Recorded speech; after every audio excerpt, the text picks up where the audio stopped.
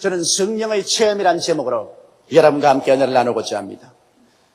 하나님 우리 아버지께서는 만유와 만사를 계획하시고 하나님의 아들 예수님은 그것을 능력으로 실천하시고 성령께서는 그 실천한 사실을 우리에게 깨닫게 하시고 체험하게 하시는 역사라는 것입니다. 그러므로 모든 일에는 삼위일체 하나님이 함께 나타나서 역사하는 것입니다. 우리의 구원도 마찬가지입니다. 하나님께서 여러분과 나의 구원을 만세 만대전에 계획하시고 하나님의 아들 예수님께서 때가 오매 육신을 입고 세상에 오셔서 우리 죄를 대신 짊어지고 십자가에 올라가서 몸 찢고 피 흘려 죽으셨다. 3일 만에 부활하심으로 하나님의 계획을 완성하시고 오순절날 강림하신 성령께서는 이 사실을 만민에게 마음속에 깨닫게 해주시옵시고 이 구원을 체험할 수 있도록 역사하여 주시는 것입니다.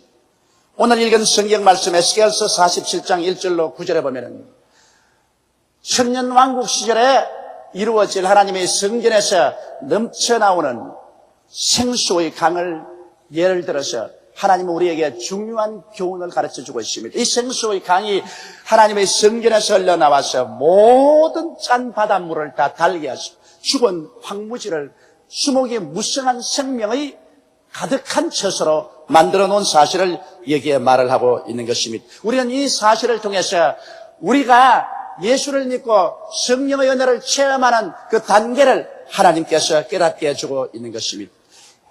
첫째로 여기 보면 하나님께서 에스겔을 데리시고 성전에서 물이 넘쳐나와서 큰 강을 이루고 있는데 그 강을 천척을 아래로 자를 채해서 내려온 후에 그곳에서 강을 건너가 버렸어요. 그 에스겔이 그 강을 건너가 보니까 강물이 발목에 채였습니다. 이것은 우리가 성령의 강물을 건널 때 하나님의 성령께서 우리 발목에 채이는 체험을 예를 들어 설명해 주고 있는 것입니다. 여러분, 성령이 발목에 채이는 체험이란 무엇일까요? 우리가 우리의 힘으로 예수를 믿는다고 생각하면 그것은 대단한 오해입니다. 우리는 죄와 허물로 죽었기 때문에 하나님에 대한 것은 전혀 알지 못합니다. 육신의 정욕과 안목의 정욕과 이 세상 자랑만 알 뿐이요 육신의 일에만 포로로 잡혀있지 영이 죽은 사람이 하늘나라 일을 알 도리가 없습니다. 여러분, 죽은 사람 보고 와서 아무리 칭찬해도 무관심하고 아무리 욕을 해도 무관심합니다. 자동차가 와도 일어나 피하라고 고함을 치도 일어나지 않습니다. 왜냐하면 죽은 사람은 반응이 없습니다. 이처럼 영적으로 죄와 허물로 죽은 인생들은 하늘나라에 대해서 전혀 반응이 없습니다. 오직 하늘나라에 대해서 우리가 깨달을 수 있는 것은 하나님의 성령께서 오셔서 우리 영을 살려주시는 길밖에 없습니다. 그런데 하나님의 성령께서 발목에 채이는 체험이라는 것은 바로 하나님께서 여러분과 나를 성령의 능력으로 발목을 잡는 것을 말하는 것입니다. 우리의 힘으로 하나님을 찾는 법도 없고 우리의 힘으로 회개하고 나오는 법도 없습니다. 하나님의 성령이 오셔서 여러분과 나의 발목을 잡는 것입니다. 발목이 잡히면 별 도리 없이 반항을 하면서도 끌려가는 것입니다. 하나님께서는 성령을 통해서 제일 처음 체험이 여러분과 나의 발목을 잡는 것입니다. 어떠한 사람은 하나님 말씀으로 발목이 잡히고 또 다른 사람은 삶의 환경 가운데서 발목으로 잡힐 때가 있습니다. 저는 저희 과거를 돌이켜볼 때 32년 전에 폐병으로 발목이 잡혔습니다. 그렇지 않으면 예수를 절대로 믿을 사람이 아니요 가문적으로도 예수 믿을 도리가 없는데 하나님께서 폐병을 보내가 발목을 탁 잡아버렸습니다. 그 폐병에 발목이 잡혀서 그때부터 성령의 계시를 받기 시작해서 예수를 구주로 모시고 하나님 앞에 나오게 되었으며 우리 아버지, 어머님, 우리 형제들은 저 때문에 발목이 잡혔습니다. 맏아들이 폐병에 걸려서 예수를 믿고 주 안에서 구원을 받고 자꾸 기도하고 예수를 믿으라 그러니 맏아들 때문에 그만 사람의 정으로 발목이 잡혀가지고서 성령의 계시를 받고 하나님을 믿게 되었습니다. 나는 최근에 이런 이야기를 들어봤었습니다. 한 부부가 예수를 믿지 않는데 그 부인은 처녀 때 예수 믿었으나 믿지 않은 남편을 만나서 그만 세상 재미에 예수님을 완전히 버리고 말았었습니다. 그런데 부인이 중병이 걸렸었습니다. 그래서 큰 병원에서 아주 어려운 수술을 했습니다. 그리고 수술을 마치고 난 다음에 아직까지 완전히 깨어나지 않은 상태에서 그 부인은 처녀 때 믿었던 예수님을 기억하고 주님이여 나를 살려주십시오. 나를 살려주시면 이제 남은 여생은 정말 주님을 잘 섬기고 주님 뜻대로 살겠습니다 하고 간절히 기도를 했습니다. 그랬는데 환상 가운데 예수님이 나타나셔서 그 상처에 손을 얹고 간절히 기도를 해주십니다. 그런데 그렇게 아프던 몸이 예수님의 기도를 받고 난 다음에 환상에서 깨어나니까 몸이 변하고, 그리고 의사들도 이렇게 빨리 병이 나을 수가 있느냐 아주 감탄을 했습니다. 그래서 곧장 건강에 대해서 퇴원을 하면서 그 부인이 하는 말씀이 하나님이 나를 도와주셨다. 예수님께서 나를 고쳐주었다니까 남편이 입이 삐죽하거든요. 그 왜 그러냐니까 내가 죽을 고생을 하고 의사 선생님들이 수술을 해서 고쳐주니까 전부 고치기는 예수님만 고쳤다고 하니까 섭섭하다고. 그렇지 않다고. 정말 예수님이 안 고쳐주었으면 당신이 아무리 수고를 하고 의사 선생님이 수고를 해도 내가 낫느냐? 안 낫는다고 하니까 사람을 무시한다고 그랬습니다. 그런데 집에 와서 얼마 있지 않다가 그 병이 재발했어요. 험한 부인이 또 아파서 죽을 지경입니다. 이미 수술받은 것이 재발해서 고통스럽습니다. 그러니까 부인이 남편을 보고서 원망을 합니다. 당신이 하나님의 고쳤다는 것을 부인했기 때문에 벌을 받아가 그러니까 내죽내고 고함을 쳤습니다. 그러니까 내가 이렇게 아픈 것은 당신 때문에 그러니까 당신 빨리 교회 가서 회개를 해야 내가 산다고 하니까 아이고 부인이 재발을 해서 죽는다니까 남편이 놀래가 그 길로 교회를 뛰어갔었습니다. 뛰어가서 교회에서 하나님 아버지여 내가 무슨 죄가 많은지 모르지만 다 용서해 주시고 내 아내를 살려달라고. 그래서 매일 새벽 기도에 나가서 기도를 하고 주일 교회에 나와서 하나님 말씀을 듣고 부르짖어 기도를 했었습니다. 그래서 몇 주일을 계속하고 나니까 하루 그 부인이 집에 있는데 갑자기 마음속에 평안이 들어오더니만 하나님의 음성이 영혼 속에 들려오더랍니다. 이제 됐. 너 남편 발목이 잡혔다. 그러므로 오늘 이 시간부터 너가 낫는다. 그 음성을 듣고 난 다음 아주 거짓말같이 깜짝같이 병이 나버리고 말았었어. 그래서 그 부부는 병으로 말미암아 하나님에게 발목이 잡혔었습니다. 성령의 발목이 잡혀서 하나님의 계시를 받고 예수 그리스도를 믿게 된 것입니다. 이러므로 우리 모두 다 우리의 환경 가운데 여러 가지 면으로 성령의 능력에 발목이 잡혀가지고서 주를 믿게 된 것입니다. 그래서 발목이 잡혀서 발버둥을 치면서 억지로 끌려왔었습니다. 억지로 끌려오는 사람은 마음으로 반항하고 발버둥을 치면서 그러면서 끌려오는 것입니다. 그러므로 이와 같은 과정에는 끊임없이 성령과 육체의 갈등이 계속하는 것입니다. 예수를 믿게 하고 그 사람을 완전한 신앙 속에 들어오게 하는 데까지 얼마나 어려움이 많습니까? 교회 오면서 늘 마음에 불평이고 열심히 믿는가 하면 또 그 다음 영반대 방향으로 걸어가고 이러한 과정은 지금 발목이 잡혔을 때의 과정인 것입니다. 그런데 일단 하나님의 성령에 발목이 잡혀놓으면 아무리 불평을 하고 발부둥을 치고 도망을 쳐봤자 별 도리가 없습니다. 발목이 잡혀있는데 잡아당기면 끌려올 도리밖에 없는 것입니다.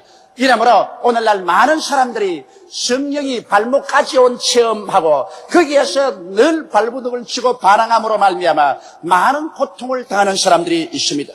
그러나 이 에스겔의 환상 가운데 보면은 다시 천사가 일천척을 청량하고 난 다음에 그 강물을 건너라고 하는데 그 강물을 건너니 물이 무릎에 찼더라고 말한 것입니다.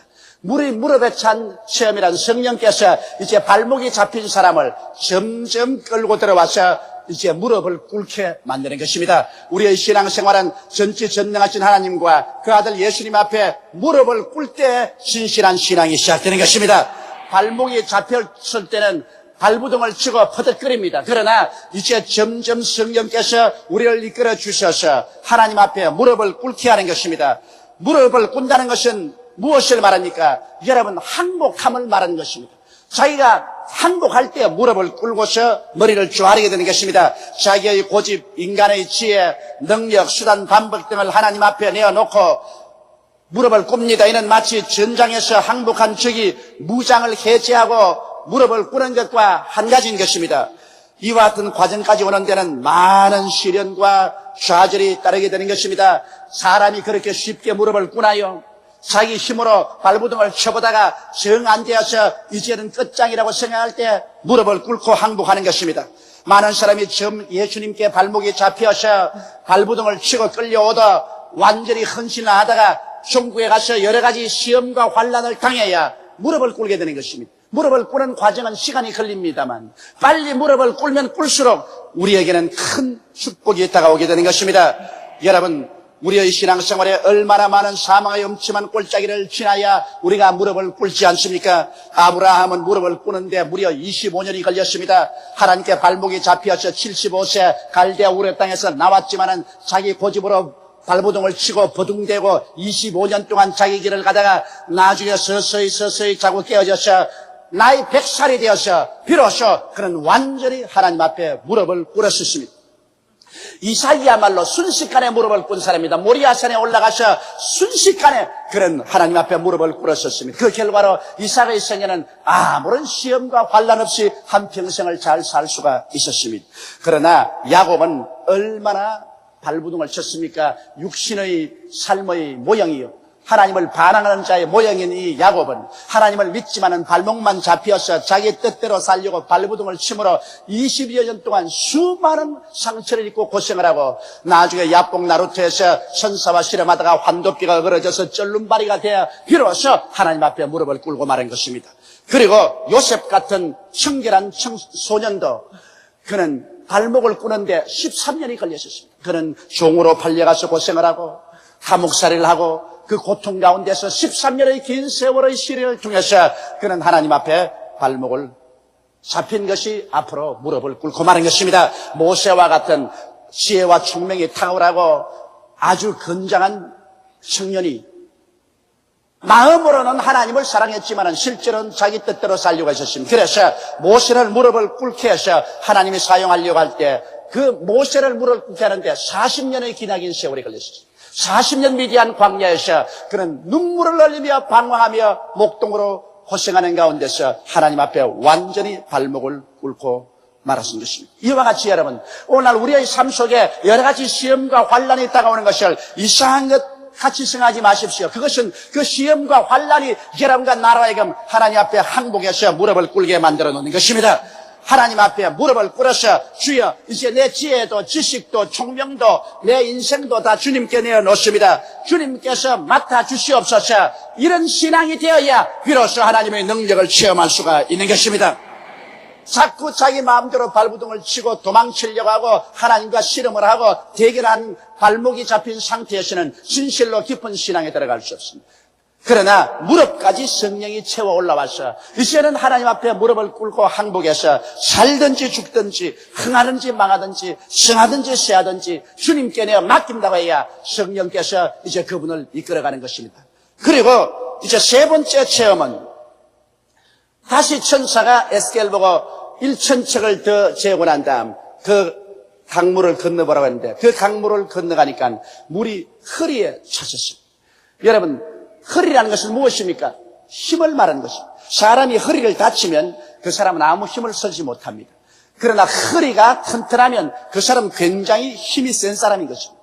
이와 같이 강물이 허리에 닿더라는 것은 하나님의 성령께서 이제 우리의 허리까지 올라왔다. 이제는 우리를 완전히 점령해서 성령께서 우리의 힘이 되어주시는 것입니다.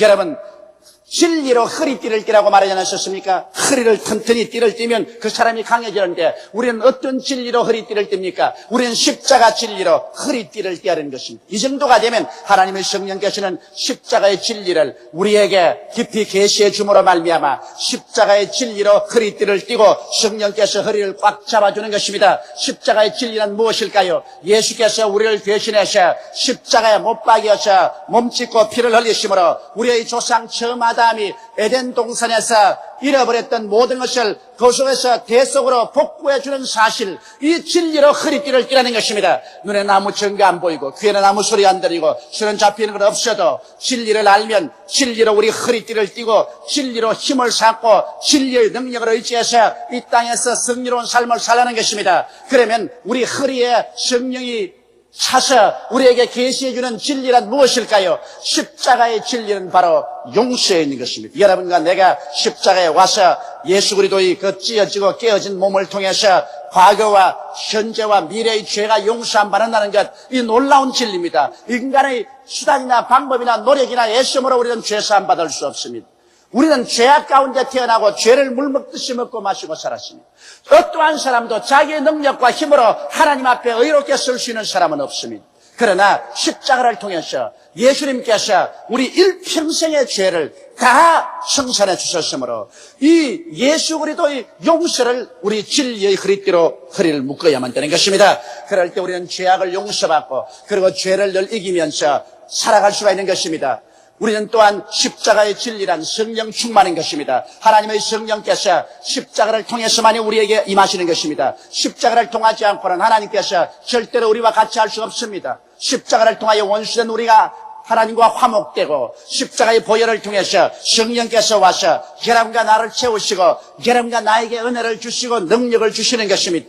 십자가를 통해서 우리는 치료를 받을 수가 있습니다. 여러분, 이 세상 사람들이 얼마나 병드는지 말로 다 할 수가 없습니다.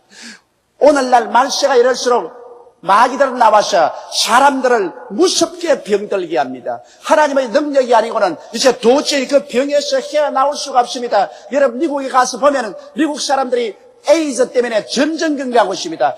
약으로서 고칠 수 없는 이런 무서운 병들이 사람들 세계 속에 침투해 들어오고 있습니다. 그러나 우리는 십자가를 통하여 예수께서 우리 연양을 친히 담당하시고 병을 짊어지고 가셨기 때문에 예수 그리스도를 의지하고 우리가 기도할 때 우리의 병에서 고침을 받을 수 있는 진리로 허리띠를 띄어야 되는 것입니다. 이제는 우리가 십자가를 통해서 우리의 삶 전체 여러 가지 낭패와 실망과 좌절과 절망을 짓밟아버리고 하나님의 은총과 축복을 받는 위대한 믿음으로 우리 허리띠를 띄어야 되는 것입니다. 그리스도께서 여러분과 나를 대신해서 저주받았는데 왜 우리가 또한 저주 속에 살 필요가 있는 것입니까? 그러므로 예수 그리스도의 진리로 말미암아 우리는 튼튼히 허리띠를 띄어야 되는 것입니다. 그리고 예수 그리스도께서 죽었다가 부활하심으로 말미암아 이제 우리는 죽어도 살고 살아서 그리스도의 강림하심을 맞이하면 영원히 살게 됩니다. 이와 같은 진리의 허리띠로 우리가 단단히 허리를 동여매면 그를 통해서 하나님의 성령께서 우리의 힘이 되어 주시는 것입니다. 허리까지 물이 찼다는 것은 성령이 이제 우리 힘이 되어 주십니다. 용서의 힘이 되어 주시고 충만의 힘이 되어 주시고 치료의 힘이 되어 주시고 승리의 힘이 되어 주시고 부활과 영생의 힘이 되어 주시는 것입니다. 하나님의 성령께서 우리에게 힘이 되어서 성령의 능력으로 살게 되면 우리는 이 세상 사람의 능력으로 살지 않게 되는 것입니다. 나의 의인은 믿음으로 말미암아 살리라. 뒤로 물러가면 내 마음이 저를 기뻐하지 아니하라고 주께서 말씀하고 있습니다. 여러분, 예수를 믿고 하나님을 찾은 사람은 하나님을 믿음으로 우리는 살아야 되는 것입니다. 우리 삶의 자원은 하나님께 있는 것입니다. 사람이 떡으로만 살 것이 아니라 하나님의 입으로 나오는 모든 말씀으로 살 것이라고 말한 것입니다. 이렇기 때문에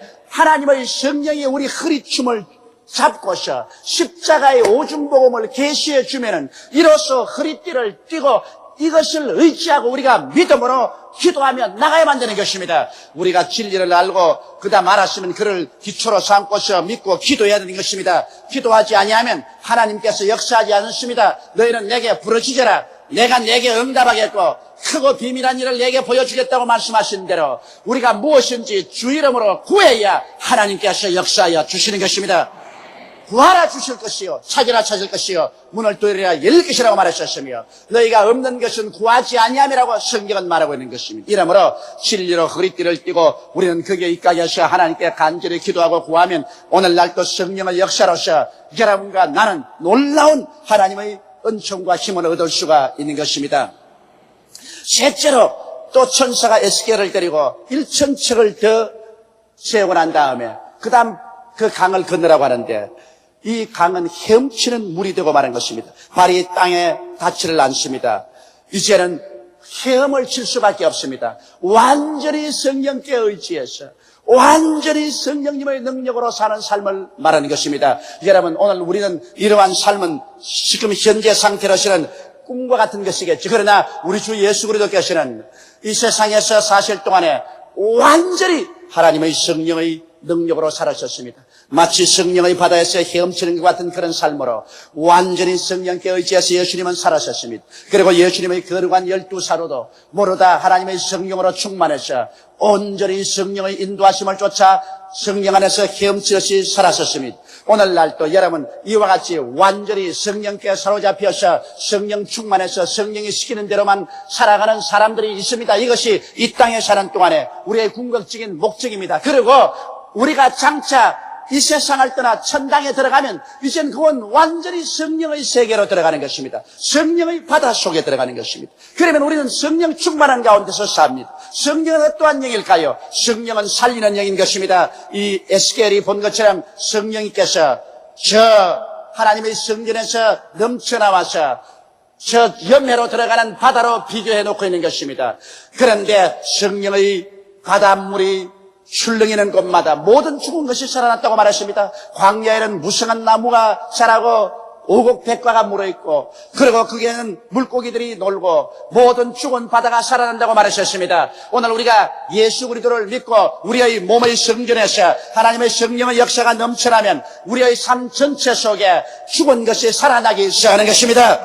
예수를 믿고 하나님께 의지한 사람이 주님과 함께 동행하게 될 때 우리의 영혼이 잘됨같이 범사에 잘되며 강건해지고 생명을 얻게 넘치게 역사하는 하나님의 생기와 생명의 역사가 우리 생활 속에 넘쳐나게 되는 것입니다. 이 세상은 사망으로 꽉 들어차 있습니다. 미움이 사망을 가져옵니다. 불안과 공포가 사망을 가져옵니다. 마음의 낙심과 좌절감이 사망을 가져옵니다. 죄책과 절망이 사망을 가져옵니다. 어느 곳에 가나 사람들이 보는 곳에는 사망의 세력이 꽉 들어차 있고, 그러므로 불행과 절망이 꽉 들어차 있습니다. 그런데 그 가운데 우리가 예수 그리스도를 모시고 기도를 통해서 성령이 우리의 성전에서 넘쳐나가게 되면 그 가는 곳마다 사망을 생명의 길로 변화시켜 놓습니다. 미움 대신에 사랑을 가져오는 것입니다. 공포 대신에 평안과 확신을 가져오는 것입니다. 좌절 대신에 용기와 승리에 대한 확신을 채워주는 것입니다. 그리고 죄책 대신에 용서와 의로 꽉 들어줍니다.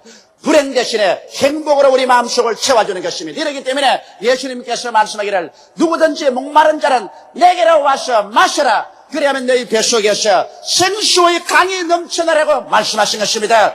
어떠한 사람은 성령께 발목이 잡혀서 겨우 예수 믿고 구원받는 그러한 단계의 체험만 한 사람도 있습니다. 다른 사람은 하나님의 성령께 더 이끌려가서 결국에는 깨어져서 항복하여 무릎을 꿇고 주님 앞에 모든 것을 내어 맡김으로 말미암아 주님께서 그 인생을 책임져 주시고 주께서 친히 이끌어주는 체험을 하는 사람도 있습니다. 또 어떠한 사람은 더 나아가서 이제는 성령의 인도로 예수 그리스도의 십자가를 완전히 깨닫게 되고 십자가의 오중복음과 삼박자 축복을 깨닫고 그것을 삶의 힘으로 삼고 그것에 허리를 기지하고 이제는 인간의 수단과 방법으로 살지 않고 하나님 말씀에 서서 믿음과 순종으로 사는 삶을 사는 사람도 있는 것입니다. 그리고 더 나아가서 또한 사람은 이제 완전히 하나님의 성령께 내어 맡기고 완전히 자나 깨나 사나 죽으나 하나님 뜻대로 온전히 사는 이와 같은 신앙생활로 발전 창성해 나갈 수가 있는 것입니다.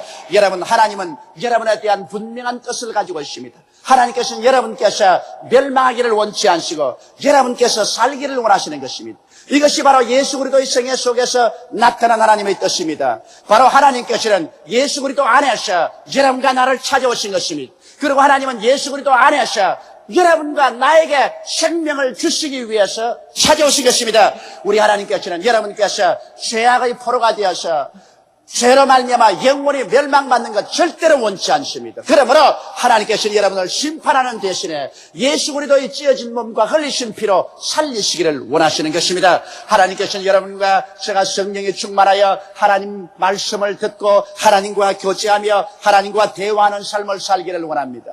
여러분, 오늘날 하나님께서는 기록한 말씀만 주었을 뿐 아니라 이제 하나님께서는 이 기록한 말씀만 읽을 뿐 아니라 성령으로 하나님의 말씀을 우리가 직접 마음속에 듣고 하나님과 대화하기를 원하시는 것입니다. 이러므로 살아있는 교통과 교제를 하기를 하나님 원하시는 것입니다. 하나님 말씀을 머릿속에 공부만 할 것이 아니라 우리는 하나님 말씀이 있게 하나님과 살아있는 대화를 하기를 하나님은 오늘날 원하십니다. 그러기 위해서 하나님은 우리에게 성령을 충만해 주시고 성령으로 말미암아 우리 가운데 역사하십니다. 하나님께서는 여러분과 내가 언제나 건강하여 생명 속에 살기를 원합니다. 우리가 병들고 연약하고 패배하는 인생을 살기를 원치 않습니다. 오늘날 온 세상은 모두 다 하나님의 도움을 바라고 있습니다. 하나님은 여러분과 나를 통해서 절망에 처한 사람에게 도움의 손길을 베풀기를 원하시는 것입니다. 이러므로 사랑하는 예수 믿는 성도 여러분, 여러분의 삶 속에 모든 저주를 다 벗어버리기를 주 이름으로 축원합니다. 여러분 마음 속에서 패배적이고 절망적이며 부정적인 이 모든 저주를 다 벗어버리고 마음속에 하나님의 축복의 생명 강수를 받아들이시게 되기를 바랍니다. 여러분과 내가 하나님께 축복을 받고 은혜를 받아야 우리의 손을 통해서 온 천하 만국에 생수의 강을 나누어 마실 수 있게 만들어줄 수가 있습니다. 이제 우리의 삶은 얼마 남지 않아요 끝나게 될 것입니다. 예수님은 곧 강림하십니다. 이 세계의 모든 역사는 마지막을 향해서 숨가쁘게 달려가고 있습니다. 이제 우리가 이 땅에 살 도성이 되지 못할 때가 곧 다가옵니다. 그러므로 우리는 항상 우리의 마음은 하늘나라를 사모하고 하늘나라의 목적을 두어야만 되는 것입니다. 썩어질 땅에 마음을 두지 말고 하늘나라를 바라보고 우리 주 예수 그리스도의 보좌를 향해서 간절한 소원과 마음을 가지고 살아야 되는 것입니다. 이럴 때 여러분과 나는 하나님의 성령의 생수의 넘친 가운데서 영혼이 잘되고 범사가 잘되고 강건한 삶의 위대한 힘을 얻고 살다가 천국까지 들어가게 되는 것입니다. 우리 다 같이 보겠습니다. 기도드리겠습니다. 전능하시고 거룩하신 우리 아버지 하나님, 하나님의 성전에서 넘쳐나오는 생수가 우리들을 사로잡아 주심을 감사하옵나이다. 혹은 발목이 잡힌 사람, 혹은 무릎을 꿇은 사람, 혹은 허리에 찬 사람, 혹은 성령의 강에 헤엄치는 사람, 이러한 사람들이 있습니다. 우린 모두 다 하나님께서는 성령의 강 속에서 헤엄치며 하나님의 생명으로 충만하기를 원하시고 있는 것을 알고 있사옵니다. 그러므로 아버지 우리를 깨뜨려 주시옵소서. 발목이 잡혀 반항한 사람은 깨어져서 항복하게 도와주시옵시고, 항복한 사람은 더 성령에 충만해서 이제는 십자가의 진리로 허리를 묶고 말씀으로 살게 도와주시옵시고, 그러한 단계에 도착한 사람은 이제 더 기도해서 완전히 성령님의 인도를 쫓아 사는 단계까지 들어가게 도와주시옵소서. 하나님 우리 아버지여, 버림받은 우리들을 불쌍히 여기시사 성령 보혜사를 보내셔서 우리들을 불러주시고 우리의 신앙이 점점 깊은 신앙 세계로 하나님과의 깊은 교제로 들어가게 만들어주심을 감사하옵나이다. 우리 여의도 순복음교회 교인들은 모두 다 성령의 강에서 헤엄치는 자리에 들어가게 도와주시옵소서. 그래서 성령의 열매가 가득하고 성령의 은사가 가득하게 도와주시옵시고 예수님의 생명이 가득하게 도와주시옵시고 문자만 가진 형식적인 의식적인 신앙인이 되지 말게 되게 도와주시옵소서. 우리 주 예수님 이름으로 기도드리옵나이다. 아멘. 저는 오늘 여러분과 함께 예비하시는 하나님이라는 제목으로 은혜를 나누고자 합니다. 인간 생활 중에서 우리는 수많은 헤아릴 수 없는 크고 작은 문제에 봉착하게 됩니다. 그리고 이 문제에 봉착하게 될 때 우리 마음이 당황하고 고통스러운 것은 그 문제에 대한 해답을 갖지 못할 때인 것입니다. 문제가 다가올 때 거기에 대한 해답을 가지고 있으면 우리는 두려워할 것 없습니다. 오히려 문제가 즐거움이 될 수도 있습니다만 해답이 없을 때 그때 우리는 절망하게 되는 것입니다. 성경에는 하나님께서 당신의 사랑하는 자들을 위해서는 상상을 초월한 문제에 대한 해답을 예비하고 계시다고 확실히 말씀하고 있습니다. 고린도전서 2장 9절에 보면 하나님이 자기를 사랑하는 자를 위해서 예비해 놓은 모든 것을 눈으로 보지 못하고 귀로도 듣지 못하고 마음으로도 깨닫지 못하였다 함과 같음이라고 말씀하고 있는 것입니다. 그러므로 하나님께서 여러분과 나를 위해서 문제에 대한 해답을 예비해 놓은 것을 인간적인 눈으로나 귀로나 마음으로는 깨달을 수 없는 신비한 것이라고 성경은 가르치고 있는 것입니다. 하나님께서 우리들을 위하여 문제의 해답을 예비하고 계심을 알게 될 때 우리는 얼마나 마음이 기뻐지고 담대해지고 어떠한 역경이나 환경에 처하더라도 평안을 잃지 않고 살아갈 수가 있게 되는 것입니다. 그러면 과연 하나님께서 우리를 위해서 어떻게 모든 것을 예비하시는가 성경을 통해서 한번 알아보고자 합니다. 첫째로 구약에서 예비하시는 하나님을 우리가 한번 살펴보십시오. 하나님은 이미 창조에서부터 예비하시는 하나님으로 나타나셨습니다. 하나님께서 우리를 위해서 예비하지 아니하시고 인간이 스스로 예비하기를 원하셨다면 창조의 첫날에 사람부터 먼저 지었을 것입니다. 그래서 사람 보시고 너희들 살아갈 길을 너희 스스로가 예비하라고 하셨을 것입니다. 그럼에도 불구하고 하나님은 그렇게 하지 않으셨습니다.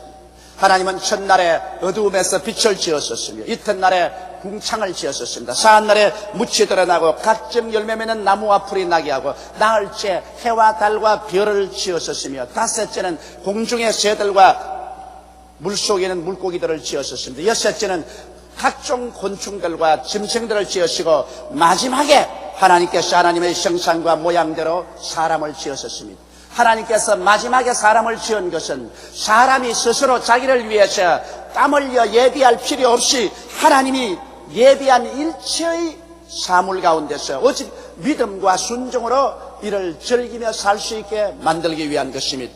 그뿐만 아니라 하나님께서는 아담과 하와를 위해서 상함도 없고 해함도 없는 에덴 동산을 예비해 놓으셨습니다. 그곳에서는 무엇을 먹을까, 무엇을 입을까, 무엇을 마실까 염려할 필요가 없었습니다. 하나님을 믿고 순종하면 그 모든 것을 누릴 수가 있었습니다. 하나님은 예비하시는 하나님으로서 창세기에서부터 이미 당신 자신을 계시해 놓으신 것입니다. 우리 하나님께서 성경 전체를 통해서 예비하신 하나님이라는 것은 출애굽 사건에서 더욱 뚜렷하게 보여주고 있습니다. 이스라엘 300만이 모세를 따라서 홍해수가에 나왔습니다. 창밀한 홍해수가 넘실거리니 그 홍해수를 건너갈 수 있는 다리도 없고 배도 없었습니다. 그런데 애굽의 바로 왕이 전군을 동원해서 이스라엘을 다시 포로로 잡기 위해서 질풍노도와 같이 쳐들어옵니다. 그러자 이스라엘 백성들이 보니까 살 길이 전혀 막혀버리고 말았습니다. 앞에는 창이란 홍해수요, 뒤에는 노도와 같은 애굽의 대군대가 밀려오니 거기에 샌드위치가 된 이스라엘 백성들은 절망 속에서 아우성을 쳤습니다. 모세야, 어디 애굽에 장지가 없어서 우리를 홍해수가에 데리고 와서 죽이려고 하느냐, 아우성이 있었습니다. 그러나 모세 혼자만은 하나님은 예비하시는 하나님인 것을 알으셨습니다. 하나님은 길이 없는 가운데서 길을 내시고 절망 가운데서 희망을 주시는 하나님인 걸 알았기 때문에 모세 혼자서 엎드려서 하나님께 기도하며 하나님께서 모세에게 응답하사 권능의 지팡이를 홍해수 위에 내밀고 갈라질 것을 명령하도록 하셨습니다. 그러자 길이 없는 홍해수에 바람이 밤새도록 불더니만 길이 갈라지고 이스라엘 백성이 육지처럼 지나갈 수 있도록 만들어주셨습니다. 전적으로 인간이 상상할 수 없는 곳에서 하나님께서 문제의 해답을 제시해 주신 것입니다. 하나님은 이미 이스라엘이 알지 못할 때 홍해수 가운데 길을 예비해 놓으신 것입니다. 이스라엘 백성이 수르 광야에 들어가서 사흘 동안 물을 얻지 못하며 목이 타서 죽을 지경이었습니다. 그러자 호수를 발견했는데 뛰어가서 물을 마셔보니 물이 써서 마실 수가 없었습니다. 백성들은 그만 그 자리에서 또다시 절망하고 마는 것입니다. 사흘 동안 물을 못 마셨는데 물을 발견하고 마셔보니 독이 있어 그들이 먹자 말자 토하고 배를 안고 뒹굴었었습니다. 또다시 하나님과 모세를 원망하고 고함을 쳤습니다. 모세는 그게 또 알았었습니다. 하나님은 언제나 문제가 있는 곳에는 해답을 예비해 놓으신 하나님인 것을 알았기 때문에 이스라엘이 원망할 동안에 모세는 엎드려 기도했었습니다. 그러자 하나님께서 바로 그 호수 옆에 한 나무 가지를 지시하시는지라 그 나무 가지를 꺾어서 물에 던지니 물이 곧 해독되고 달아져서 백성들이 마음껏 마실 수가 있었습니다. 문제가 있는 곳에 하나님께서는 그 곁에 이미 해답을 예비해 놓고 계신 것입니다. 이스라엘 백성이 광야를 지날 때 그들이 무슨 물을 예비했으며 무슨 양식을 예비했었습니까? 300만이 광야를 지나가는데 그 많은 사람이 먹고 마실 물과 양식이란 방대한 양입니다. 그러나 하나님은 미리 예비해 주셔서 하늘에서는 만나가 쏟아지고 바위에서는 물이 터져서 그들이 먹고 마실 수가 있었습니다. 이스라엘 백성이 애굽에서 나왔을 때 하나님께서 그냥 너희 살 길을 마련하라고 말하셨습니까? 아닙니다. 젖과 꿀이 흐르는 가나안의 복된 땅을 미리 예비해 놓으시고 하나님께서는 예비해 놓은 길로 인도해 가고 있었습니다. 이스라엘 백성들은 사사건건이 터집을 잡고 불순종하고 불신앙하여 하나님을 괴롭혔지만은 하나님은 이미 이스라엘 백성이 가서 살 수 있는 땅을 예비해 놓으신 하나님인 것입니다. 그러므로 구약 전체를 살펴볼 때 하나님은 야훼 이레 우리를 위해서 예비하는 하나님이라는 것을 절대로 부인할 수가 없습니다. 둘째로 우리가 신약에서 예비하시는 하나님을 찾아보십시다. 신약시대에 들어와서 하나님께서 우리 구원을 예비하셨습니다. 아담과 하와가 하나님을 반역하고 타락한 이후로 인류는 그 영이 죽고 육체는 병들어서 죽게 되고 환경은 가시와 응급기가 나는 저주가 오게 되고 가족들 가운데 분열과 갈등이 생기고 인간은 처참한 절망 가운데 살았습니다. 인간은 이 문제를 해결하기 위해서 종교를 만들어내었고 철학을 만들어내었습니다.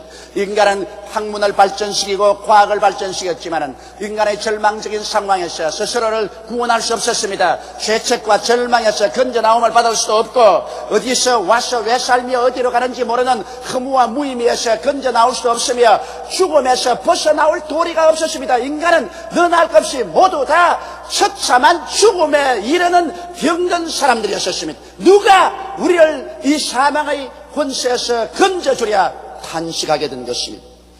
그런데 하나님께서는 우리를 위해서 구원을 예비하셨습니다. 하나님은 지금으로부터 2000년 전에 그 아들 예수 그리스도를 예비하사 동정녀 마리아의 몸에 태어나게 하시고 이 땅에서 30년 동안 무명으로 지내시다가 요단강에서 세례 받으시고 성령에 충만하여 나오셔서 하늘나라를 전파하셨습니다. 그리고 하나님께서는 이 죄 없고 흠없는 하나님의 아들 예수 그리스도를 우리 한 사람 한 사람을 위한 죄의 대가로서 제물로 삼아 십자가에 올라가기 위해서 못 박았었습니다. 제가 찔리면 우리 허물을 인하며 제가 상하면 우리 죄악을 인함이라. 제가 징계를 받음으로 우리가 평화를 누리고 제가 채찍에 맞음으로 우리가 나음을 입었도다. 우리는 다 양같이 그러등하여 각기 제 길로 갔거늘 야훼께서는 우리 무리의 죄악을 저에게 담당시겠다고 이사야는 외쳤습니다. 성경에는 죄를 알지도 못하신 자로 우리를 대신하여 죄로 삼으신 것은 이는 그리스도 예수 안에서 우리가 하나님의 의가 되게 하리 하심이라고 말씀하고 있는 것입니다. 이러므로 하나님께서는 우리를 위해서 구원자 예수님을 예비하시고 그의 십자가 고난을 통해서 찢어진 살과 흘리신 피로 말미암아 우리의 과거의 죄, 현재의 죄, 미래의 죄를 다 탕감하시고 우리에게 용서와 의의 길을 열으시고 천국 가는 길을 확실하게 예비해 놓으신 것입니다. 이러므로 이제 우리 인간 스스로 힘으로 종교를 만들 필요도 없고 철학을 만들 필요도 없습니다. 인간의 지식이나 과학을 통해서 로켓들을 타고 우주로 올라가서 천국을 건설하려고 할 필요도 없습니다. 우리는 오직 하나님이 이미 예비해 놓으시고 완성하신 우리 주 예수 그리스도를 구주로 모실 때 우리는 흑암에서 광명으로 죽음에서 삶으로 영원한 멸망에서 영원한 구원으로 지옥에서 천국으로 올라갈 수 있게 되는 것입니다. 이렇기 때문에 오늘 남녀노유 빈부 귀천할 것 없이 죄를 지었음에도 불구하고 못났음에도 불구하고 버림을 받아야 마땅함에도 불구하고 죄 지은 그대로 못난 그대로 빈손든 그대로 예수를 구주로 모시고 나오기만 하면은 하나님의 예비하신 구원을 얻을 수가 있게 되는 것입니다.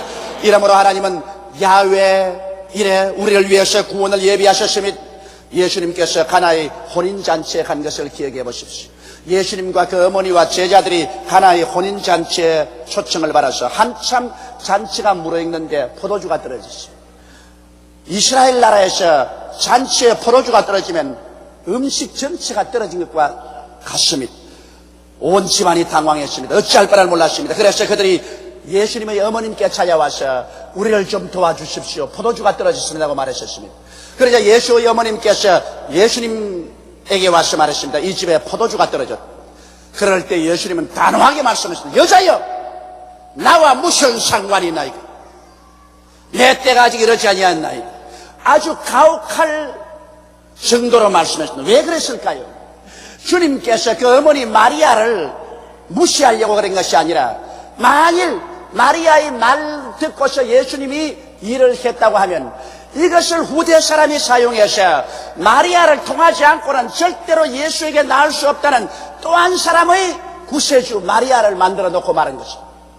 그렇지 않아도 오늘날 가톨릭에서는 마리아를 예수님보다 앞세워서 모든 기도를 마리아에게 하고 마리아를 통해야 예수께 나갈 수 있다는 이와 같은 성서에 없는 가르침을 가르치고 있는데 이러한 것이 확산될까 싶어서 예수님께서는 단호하게 그 어머니의 부탁을 거부해 버렸습니다. 여자여, 나와 무슨 상관이 있나이까? 내 때가 아직 이르지 아니하였나이까? 그러나 마리아는 어떤 어려움에서도 예수님이 있으면 바로 예수께서 우리 문제의 해답인 것을 알았었습니다. 그래서 하인들에게 주께서 무슨 말을 하시든지 그대로 시행하라, 그렇게 말했습니다. 인간으로 상승할 때 문제의 해답은 없었습니다. 돈도 없지요. 포로주도 없습니다. 절망입니다. 그런데 예수님께서 한참 만에 종도를 부르시더니만 그게 결례통 6개가 있는데 그 결례통 6개에 물을 가득가득 채워라시죠. 그대로 순종해서 채웠습니다. 그러자 그 물을 퍼서 연회장에게 갖다 주라고 말하셨습니다. 종들이 연회장에게 갖다 주매 연회장이 그 포도주 맛을 보니 기가 막히게 좋은 포도주입니다. 그래서 그가 말하기를 보통 집에 가면 처음에는 좋은 포도주를 내었다가 나중에는 물을 섞어서 희색된 포도주를 내는데 어떻게 이 집에는 처음부터 끝까지 좋은 포도주를 내었냐고 감탄을 했었습니다. 물론 예수를 믿고 살면은 처음부터 끝까지 좋은 포도주처럼 맛 좋은 인생을 살 수가 있다는 것을 증명하는 것입니다. 인간들은 처음에는 아무리 좋았다가 슬슬 식어져서 끝이 나빠지는 것이 되게 많습니다. 그러나 예수가 같이 계시면 처음보다 끝이 더 좋아진다는 것입니다. 우리 인생도 그래요. 젊었을 때보다도 백발이 되었을 때 예수님과 함께 살면 더 좋아진다는 것을 알고 백발이 되는 것을 두려워하지 말게 되시기를 주의 이름으로 축원합니다. 그래서 그게 문제가 해결되었습니다. 또한 벳세다 광야의 사건을 보십시다. 예수님께서 벳세다 광야에 나가면 남자만 5,000명, 부녀자 합치면 약 2만 내지 2만 5천 명이 광야에 모였었습니다. 주님께서 말씀을 전가하며 심취했었습니다. 저도 예수님의 말씀을 직접 좀 들어봤으면 좋겠어요. 얼마나 은혜롭고 심취하겠습니까? 사람들마다 모두 다 취한 사람 같았습니다. 그리고 주님께서 친히 귀신을 쫓아내시고 병든 자를 고치며 거기에 취해서 정신없이 말씀을 듣고 있다가 벌써 해그름이 되었습니다. 아침에 온 사람들이 점심도 준비 안 하고 왔다가 해그름이 되니 지쳤습니다. 흑의증에 빠졌습니다. 그리스도의 사역이 끝나면 사람들은 집으로 돌아가야 되는데 그대로 그냥 들어눕습니다. 힘이 없어서 갈 수가 없습니다. 성경에는 보니까 예수님께서 이미 그 문제를 어떻게 해결할 줄 알고 계셨다고 말하셨습니다. 그럼에도 불구하고 주님께서 빌립을 부르셨습니다. 그리고 빌립에게 시험해보기 위해서 물었습니다. 빌립아, 우리가 어디에서 떡을 구하여 이 많은 사람들로 먹게 할고? 예수님이 사람에게 어드바이스를 구한 적은 이때밖에 없었습니다. 그러나 이미 예수님께서는 어떻게 하실 줄을 다 알고 계시면서 빌립을 시험하셨습니다. 빌립은 곧장 다른 제자들과 모여서 의논을 했습니다. 의논한 결과에 의논은 여러 가지로 나왔었습니다. 그들은 모두 다 인간적으로 생각했었습니다. 생각해봐도 해결책이 없습니다. 이곳은 광야고 떡 살 곳도 없고 또 시간도 늦었고 또 떡을 살리고 해도 적어도 200데나리 이상의 돈이 필요한데 그 돈도 없다. 그러므로 먹이는 것은 불가능하다. 이 결론에 도착해서 빌립이 대답을 가지고 예수께 나와서 보고하려고 했습니다. 주여, 이곳은 광야요, 떡 살 곳도 없고 군중도 많고 시간도 늦었고 이미 돈도 없으니 이 사람들을 흩어서 각자 동리에 나가서 먹을 것을 구하게 하는 것이 좋겠습니다. 예수님께서는 말씀하셨다. 아니라 너희가 먹을 것을 주라. 그런데 그때 안드레가 기왕 예수님이 먹을 것을 주라고 하시니까 주께서 무슨 일을 하실 것이다. 에라, 믿음의 씨앗이나 한번 심어보자. 그래 나가서 어린아이의 점심 도시락에서 보리떡 5개와 물고기 2마리를 가지고 주님께 가져 나왔습니다. 이것은 도저히 그 군중에 비해서 안 될 일입니다. 그러나 안드레 자신도 말했습니다. 주여, 이 많은 사람들에게 이것이 무엇이 될까마는 이것이 우리 믿음의 표시니 주님 받아주시옵소서. 믿음의 씨앗을 예수님께 심었습니다. 그러자 예수님이 그것을 바라사 축사하시자 하나님의 기적의 역사가 일어나셨습니다. 예수님께서 이것을 제 아들에게 나누어 주시고 제 아들이 군중들에게 나누어 주면 또 생기고 나누어 주면 또 생기고 나누어 주면 또 생겨서 그들이 다 배불리 먹고 남은 부스러기를 모으니 12광주리에 찼더라고 말씀하고 있는 것입니다. 이것은 우리 주님께서는 문제가 있는 곳에 반드시 해답을 가지고 계신다는 것입니다. 우리가 기도하지 않기 때문에 해답을 받지 못하지, 기도하면 반드시 주님께서 문제에는 해답을 예비하시는 하나님이라는 것을 우리에게 증명해 주시는 것입니다. 그렇기 때문에 우리가 예수 믿고 사는 사람은 이 세상에 살다가 인간이 당하는 가장 무서운 문제인 죽음이 다가와도 조금 더 겁나지 않습니다. 요한복음 14장 1절로 3절에 주님께서 말씀하기를 너희는 마음에 근심하지 말라. 하나님을 믿으니 또 나를 믿어라. 내 아버지 집에 있을 곳이 많도다. 그렇지 않으면 너희에게 일러시리라. 내가 너희를 위하여 처소를 예비하러 가노니 내가 가서 처소를 예비하면 다시 와서 나 있는 곳에 너희도 함께 있게 하리라고 말씀하신 것입니다. 이러므로 죽음이 다가와도 문제의 해답이 있습니다. 왜냐하면 주님께서 죽음 저 건너편에 우리를 위해서 영원히 있을 눈물과 근심과 탄식과 이별하는 것이나 고가는 것이나 앓는 것이나 죽는 것이 없는 처소를 예비해 놓았기 때문인 것입니다. 이러므로 야훼 이래 우리를 위해서 예비하신 하나님을 우리의 하나님으로 모시고 이 하나님께 의지하고 사는 이상 여러분과 나는 두려워할 필요가 없는 것입니다. 셋째로, 그러면 주님께서 예비하신 해답을 받기 위해서 우리는 무엇을 해야 할까요? 성경에는 하나님이 자기를 사랑하는 자를 위해서 예비해 놓은 모든 것을 눈으로 보지 못하고 귀로 듣지 못하고 마음으로 깨닫지 못하다고 하셨으므로 우리 하나님을 사랑해야 하나님이 우리를 위해서 예배해 주시는 것입니다. 여러분, 하나님 믿지 아니하고 세상에 사는 사람, 하나님을 미워하는 사람 위해서 주께서 예비하지 아니하신 것입니다. 하나님은 당신을 사랑하는 자를 위해서 예비하시는 것입니다.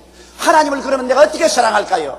여러분, 하나님을 사랑한다는 것은 하나님의 아들 예수 그리스도를 믿고 예수 그리스도를 순종하며 사는 것이 사랑입니다. 믿지 않고 순종도 아니하면 그건 사랑이 아니에요. 우리가 믿고 순종하면 그 도는 다를지라도 사랑은 시작된 것입니다. 하나님께서는 자기를 사랑하는 자를 위해서 주께서 상세하게 우리를 돕는 예비를 해놓으셨다는 것입니다. 이러므로 오늘 이 시간에 우리가 진실로 회개하고 예수를 믿고 주님 중심으로 살고 주님께 순종하고 살면 우리의 모든 크고 작은 문제 하나님께서는 이미 해답을 예비해 놓았다는 것을 알아야 됩니다. 하나님 편에서 볼 때 가장 최선의 해답을 우리 위해서 예비해 놓은 것을 알아야 되는 것입니다.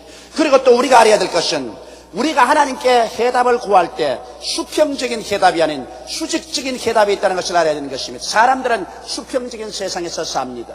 그러므로 눈으로 보고 귀로 듣고 냄새 맡고 맛보고 손으로 만지고 그리고 체험한 것으로 해답을 얻으려고 하는 것입니다. 그러나 하나님이 우리에게 주시는 해답은 길이 없는 가운데 길을 내는 수직적인 해답인 것입니다. 수평적인 세계를 아무리 살펴봐도 절망입니다. 오른편을 봐도 절망이요, 왼편을 봐도 절망이요, 앞을 봐도 절망이요, 뒤를 봐도 절망이요, 어느 곳이 가나 절망입니다. 그러나 사람들이 잊지 말할 것은 오른편, 왼편, 앞을, 뒤를 봐도 길이 막혀서도 위로는 길이 뚫렸다는 것을 알아야 되는 것입니다. 하나님께로부터 해답이 오는 것이기 때문에 우리들은 문제를 당할 때 무릎을 꿇고 하나님께 수직적인 방향으로 기도를 해야만 되는 것입니다. 우리의 해답은 수직적인 해답인 것입니다. 수평적인 해답이 아닌 것입니다. 하나님께서 우리의 인간이 보지 못하고 듣지 못하고 마음으로도 생각지 못한 기적적인 방법으로 해답을 주시는 것이기 때문에 우리는 하나님께 기도해야 해답을 받을 수가 있는 것입니다. 여러분, 믿음으로 기도하지 않고 해답을 받을 수는 절대로 없습니다. 그렇기 때문에 예수께서도 말씀하기를 구하라 주실 것이요, 찾으라 찾을 것이요, 문을 두드리라 열릴 것이라고 말하셨으며 무엇인지 내 이름으로 내게 구하면 내가 시행하라고 말하셨으며 너희는 내게 부르시더라 내가 내게 응답하겠고 크고 비밀한 일을 내게 보여주리라고 말씀한 것입니다. 이것은 우리의 해답이 수평적인 면에서 오는 것이 아니라 수직적인 면에서 오기 때문에 하늘에서 해답이 오도록 부르짖어 기도하라는 것입니다. 우리가 기도할 때 의심하고 기도해서는 안 됩니다. 믿음으로 기도해야 됩니다. 성경에는 우리가 믿음으로 구하고 의심하지 말아야 된다고 합니다. 의심하는 자는 마치 바다에 바람에 밀려 이동하는 물결 같으니 이러한 사람은 무엇을 구하여 주께 얻을까 생각하지 마라. 두 마음을 품어 정함이 없는 자라고 말한 것입니다. 하나님께서 절대로 나에게 해답을 주신다는 확실한 믿음을 가지고서 우리는 부르짖어 기도해야만 되는 것입니다. 그리고 여러분, 우리가 하나님께 기도할 때 성령님의 인도를 항상 기다려야 되는 것입니다. 여러분과 나의 해답으로 이끄는 분은 성령이신 것입니다. 성경은 말씀하기를 하나님이 자기를 사랑하는 자를 위해서 예비해 놓은 모든 것을 눈으로 보지 못하고 귀로도 듣지 못하고 마음으로도 생각지 못했담 같으니라. 그러나 성령은 이 모든 것을 우리에게 보이시나니 성령은 하나님의 깊은 것이라도 통달하시느니라고 말씀한 것입니다. 성경은 하나님께서 성령을 보내셔서 우리를 위해서 예비하신 은혜를 깨닫게 하리 하심이라고 말씀하고 있는 것입니다. 이러므로 여러분, 우리의 생활 속에 하나님의 성령을 인정하고 환영하고 모셔드리고 의지하고 우리가 기도할 때 성령께서 해답으로 인도해 주시기를 간절히 간구하는 것입니다. 하나님의 성령은 우리의 마음속에 뜨거운 소원이 일어나게 해서 그 소원을 통하여 해답의 길로 이끌어 주시기도 하시고, 온 우리의 기도할 때 마음에 뜨거운 확신이 들어와서 눈에는 아무 증거 안 보이고 귀에는 아무 소리 안 들리고 손에 잡히는 건 없어도 마음에 아주 하늘과 땅을 움직일 만한 확신이 들어와서 이 길로 간다는 신념을 주어서 문제 해답으로 이끌어 주시며, 혹은 갑자기 기도하는데 마음속에 깨달음이 다가옵니다. 어두움이 걷혀지고 깨달음이 다가옵니다. 카텐이 열리고 앞길이 환히 보이듯이 마음의 문제의 시종이 확 깨달아져서 그 길로 가게 하시며, 혹은 성령께서 환경을 통하여 도저히 생각하지 못한 처소에 우리를 이끌어가며 만날 수 없는 사람을 만나게 하며 이리 연결하고 저기로 연결되어서 문제의 해답이 되도록 해주시는 것입니다. 이것은 예수 믿는 사람은 그 누구나 다소간 차이는 있지만 이미 체험한 사실인 것입니다. 이러므로 하나님의 성령께서 이렇게 인도할 것을 여러분 기대하고, 하나님의 성령께서 인도하시면 조금 더 의심하지 말고 성령의 인도를 따라서 나서야만 하는 것입니다. 오늘 우리가 알아야 될 것은 이 세상에 예수 믿는 사람을 하나님께서는 고아와 같이 내 동댕이 쳐버리지 않았다는 것입니다. 하나님께서는 여러분과 나를 사랑하셔서 선지를 예비하신 하나님, 그 아들을 보내셔서 구원을 예비하신 하나님은 여러분과 나가 무엇을 먹을까, 무엇을 입을까, 무엇을 마실까, 어떻게 살까 하는 모든 전반에 걸쳐서 주도 면밀하게 이미 그 해답을 예비해 놓았다는 것입니다. 이러므로 문제 봉탕할 때 당황하지 말고 깨어져서 죄를 회개하고 하나님 앞에 수직적인 응답을 기대하며 성령께서 해답으로 이끌어 줄 것을 전혀 마음속에 믿고 의심하지 말고 따라가면 하나님께서 오늘날도 기이하고 놀라운 역사로서 우리에게 문제의 해답을 제시해 주시는 것입니다. 성경에는 히브리서 3장 15절로 19절에 오늘날 너희가 그 음성을 듣거든 노하심을 격동할 때와 같이 너희 마음을 강팍하게 하지 말라 하였으니 듣고 격노케 하는 자가 누구냐? 모세를 쫓아 애굽에서 나온 모든 이가 아니냐? 또 하나님이 40년 동안에 누구에게 노하셨느냐? 범죄하여 그 시체가 광야에 엎드려진 자에게가 아니냐? 또 하나님이 누구에게 맹세하사 그 안식에 들어오지 못하려 하였느냐? 그 순종치 아니하는 자에게가 아니냐? 이로 보건대 저희가 믿지 아니므로 능히 들어가지 못한 것이라고 말하고 있는 것입니다. 하나님이 가나안 땅을 예비해 놓았지만 구약 이스라엘 백성은 광야에서 하나님을 불신앙하고 불순종하고 사사건건이 하나님께 터집을 잡다가 버림을 당하고 마는 것입니다. 오늘날 우리들은 이 인생 광야를 살면서 하나님께서 인도하실 때 하나님을 믿고 순종하고 하나님이 예비한 곳에 들어가서 놀라운 하나님의 은총과 축복을 누리게 되시기를 주님의 이름으로 축원합니다. 여러분의 문제에는 해답이 있습니다. 하나님은 여러분을 위해서 모든 것을 예비하고 오늘 여러분 향해서 말씀하고 계십니다. 수고하고 무거운 짐진 자들은 다 내게로 오라. 내가 너희를 쉬게 하리라. 다 같이 고개 숙여 기도드리겠습니다. 전능하시고 거룩하신 우리 아버지 하나님, 우리는 이 세상에 살면서 인간의 수단과 방법으로 몸부림치고 노력해봤자 무의로 돌아간 때가 많습니다. 불가능에 부딪혀 산산초강이 난 경험도 있습니다. 하나님 아버지, 우리가 예수를 믿고 주님 앞에 나와서 이제 하나님의 성호를 찬미하며 우리를 위해서 길이 없는 곳에 길을 마련하시고 절망에서 소망을 주시는 하나님을 바라봅니다. 하나님 아버지, 야훼 일에 예배하시는 하나님이시여, 오늘 모든 사람들에게 이 진리를 깨닫게 하시고 이제 수평적인 방법에서 방법을 찾아 방황하지 말고 수직적인 면에서 기도를 통하여 믿음을 통하여 성령의 인도를 통하여 하나님이 예비한 길을 얻게 하여 주옵소서. 우리 아버지께서 우리 성도들에게 축복하였어서 모든 문제의 해답을 얻고 내일은 오늘보다, 다음 달은 금번들보다, 명년은 금년보다 나아지게 도와주시옵시고 영혼이 잘됨같이 범사에 잘되며 강건한 발전적인 삶을 살아가게 도와주옵소서. 우리 주 예수님 이름으로 기도드리옵나이다.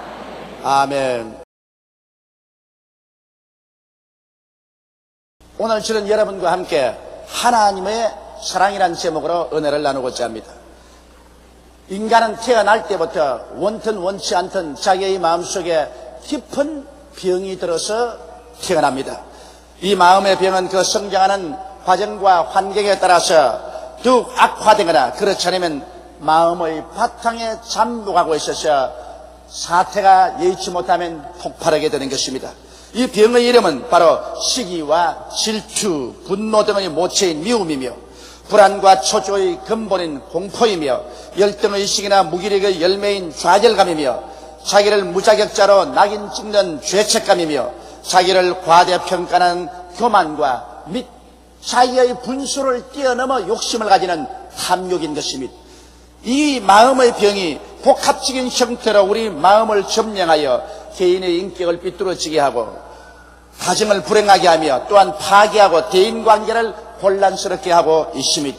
이 마음의 병은 교육이나 사회적인 윤리나 도덕이나 법률을 통해서 억압해 놓을 수도 있어도 인간의 힘으로는 근원적으로 이 병에서 노연함을 받을 수가 없습니다. 그러나 이 병은 예수 그리스도의 십자가의 은총을 받아들이고 그리스도의 사랑을 체험하게 되면 놀랍게도 우리의 마음속에서 사라져 가버리고 마는 것입니다.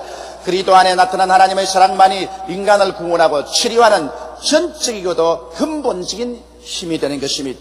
그러면 왜 사랑이 이와 같이 위대한가요? 도대체 사랑은 무엇일까요? 그 문제에 관해서 여러분과 함께 오늘 알아보고자 합니다. 첫째로 사랑의 위대성을 하나님 말씀을 쫓아서 우리는 알아보고자 합니다. 사랑은 성경에 보면 웅변보다 낫다고 말했습니다. 사람의 방언을 하고 천사의 말을 하고 입에서 꿀이 뚝뚝 떨어지게 말을 해서 수많은 사람을 설복시키고 수많은 청중을 매혹시킨다고 할지라도 실제로 그 속에 내용이 사랑이 충만하지 않으면 그것은 내용이 없는 텅 빈 소리나는 구리와 울리는 꽹가리에 불과한 것입니다. 대중선정적인 웅변에는 대중을 조작하여 환심을 살리는 사기적인 의도가 숨어있을 때가 많습니다. 그러므로 사랑하는 마음은 웅변보다 위대합니다. 사랑이 없는 달변이나 웅변은 그 배후에 거짓이 숨어있을 따름인 것입니다. 사랑은 지식보다 낫습니다. 우리가 예언한 능이 있어 모든 비밀의 정보를 하고 모든 지식을 다 안다고 할지라도 그 지식 자체를 가지고 무엇을 한단 말인 것입니까? 오늘날 20세기 말에서는 우리들 시대보다 지식이 많고 정보가 태산처럼 쌓인 때는 없습니다.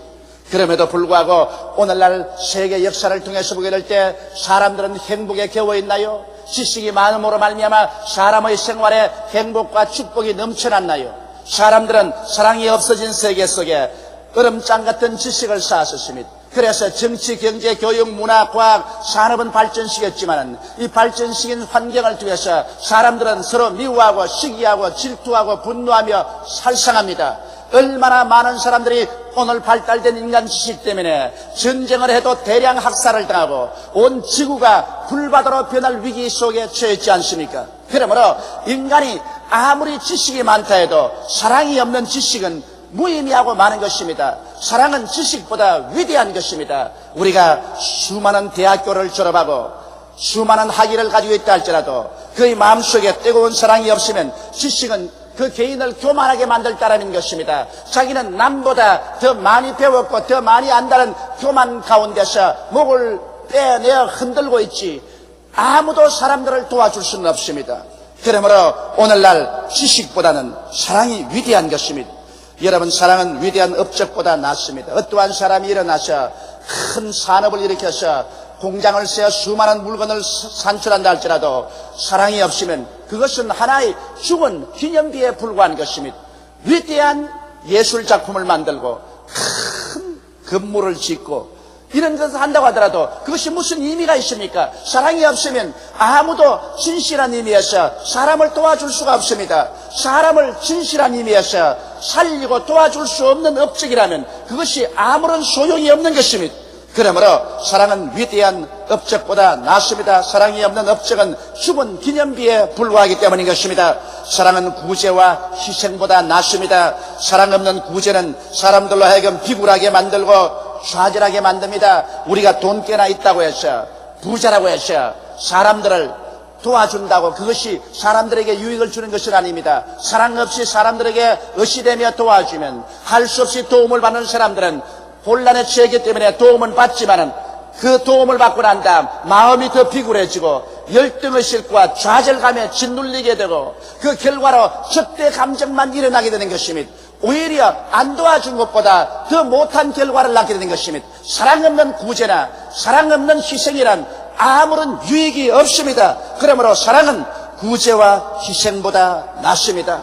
인간은 밥만 먹고 살지 못합니다. 사람은 하나님의 형상과 모양대로 지음받았는데 성경은 하나님은 사랑이라고 말합니다. 그렇기 때문에 사람은 사랑을 주고 사랑을 받고 사랑 가운데 살 때 비로소 마음속에 기쁨도 있고 희망도 차고 소신 있게 활달하게 생활할 수 있는 것입니다. 그러나 사랑이 사라지면 시들어지는 꽃처럼 사람들은 마음속에 삶의 용기와意欲과 활달한 기상을 상실해버리고 마는 것입니다. 이러기 때문에 사랑은 웅변보다 나으며 사랑은 지식보다 나으며 사랑은 위대한 업적보다 나으며 사랑은 구제와 희생보다 낫습니다. 이러기 때문에 사랑 없이 이러한 일을 하려는 어리석은 짓은 버리는 것이 좋습니다. 적게 일을 하더라도 많은 사랑을 가지고서 일을 하는 것이 더 위대하고 가치 있는 것입니다.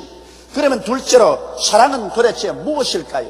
여러분, 우리들은 모두 다 하나님의 형상과 모양대로 지음받았기 때문에 타락해서 인간이 한없이 부패되었지만은 그러나 사랑의 형상을 마음속에 가지고 있습니다. 사람들은 그것을 개발하지 못하고 있을지라도 근본적으로 사람은 그 속에 사랑이 있습니다. 더구나 회개하고 예수를 구주로 믿은 사람들은 사랑의 원천되는 성령께서 우리 속에 들어와 계십니다. 성경은 말하기를 하나님의 성령이 우리에게 하나님의 사랑을 부은받았다고 말한 것입니다. 우리 속에 사랑이 있지만은 그 사랑이 어떻게 나타나는지를 우리는 알지 못하고 있는 것입니다. 사랑은 어떻게 나타날까요? 사랑은 무엇일까요? 여러분, 사랑은 이해하려는 마음이 사랑인 것입니다. 여러분 속에 사랑이 있으면 사랑은 끝없이 이해하려고 하는 것입니다. 여러분, 상대를 이해하려고 하면 어떠한 마음의 자세가 필요합니까? 상대를 이해하려면 인내심이 필요한 것입니다. 성급한 판단은 이해를 망쳐버리고 맙니다. 어떤 일이 생길 때 즉시에 성급하게 상대를 판단해서 비평해버리면 그건 이해가 안 됩니다. 한 가정의 부부간에 살지라도 어떤 사건이 생기면 즉시로 부인이 남편을 원망한다든지 남편은 부인을 비평한다든지 이렇게 한다면 그것은 사랑이 아닌 것입니다. 사랑은 오래 참으면서 사태를 바라보고 이해하려는 것이 바로 사랑인 것입니다. 여러분, 이해를 하려면 온유한 마음이 필요합니다. 분노가 가득한 마음은 이해를 삐뚤어지게 합니다. 무엇인지 성을 내고 분이 가득 찬 상황에서 문제를 결정해놓고 나면 시간이 지나면 나중에 반드시 후회하게 됩니다. 왜냐하면 사람의 두뇌 속에 흥분이 꽉 들어차고 분노가 꽉 들어차서 결정한 것은 반드시 삐뚤어지게 결정하게 되는 것입니다. 그래서 나중에는 후회하고 탄식해도 돌이키지 못합니다. 사랑이란 온유함으로 이해하려고 애를 쓰는 것입니다. 사랑은 투기하지 아니함으로 이해하려고 하는 것입니다. 상대를 시기해서 잘못되기를 원하는데 어떻게 공정하게 이해할 수가 있는 것입니까? 이러므로 진실로 투기심을 버리고 이해하려고 애를 쓸 때 사랑이 되는 것입니다. 부모가 자식을 사랑할 때 보십시오. 얼마나 자식을 이해하려고 애를 쓰지 않습니까? 비록 자식이 여러 가지 면에서 불신하고 잘못한 일이 많아도 부모는 자식을 깊은 인내로서 바라보고 따뜻하고 온유한 마음으로 훈계하고 자식이 잘 되는 것을 투기하지 않습니다. 자식을 공정히 바라보고서 이해하려고 애를 쓰는 것입니다. 이와 같은 사랑의 마음은 바로 이해하려고 노력하는 마음인 것입니다. 한 가정에도 부부간에 서로 이해하려고 노력할 때, 한 사회단체도 서로 이해하려고 노력할 때 비로소 사랑이 작동하고 역사하는 것입니다. 이해를 저버릴 때 여러분, 사랑은 식어져 버리고 마는 것입니다. 또한 사랑은 자기 주장보다 타를 동정하려고 애를 쓰는 것이 사랑인 것입니다. 사람이 타를 동정하기 위해서는 자기 스스로를 주장하지 말아야 되는 것입니다. 그러므로 사랑은 자랑치 않습니다.